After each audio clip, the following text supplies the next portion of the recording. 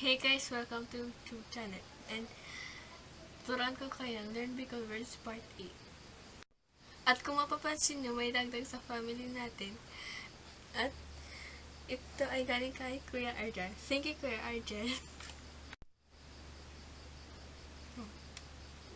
Ang maglinig sa Bicol ay maglinis. Halimbawa, maglinis ka na sa sahig. Ang Bicol nun ay maglinig ka na sa salon.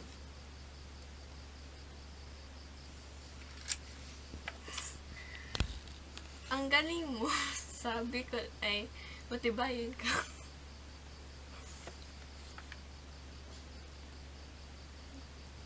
Ang kunin sa Bicol ay kuanon. Halimbawa, kunin mo na yung lapis mo. Sabi ko nun ay kuanon mo na ang lapis mo.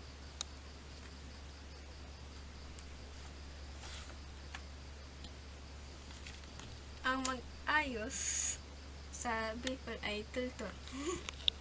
Halimbawa, magtultul ka sa Bicol nun ay sa Tagalog nun ay mag-ayos ka. Ang magtindog sa Bicol ay magtindog sa Tagalog ay tumindig. Halimbawa, tumindig ka sa kama. Ay,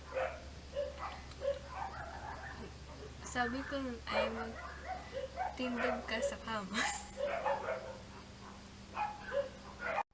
And thanks for watching. If you like this video, thumbs up and don't forget to subscribe to my channel. See you guys in the next video.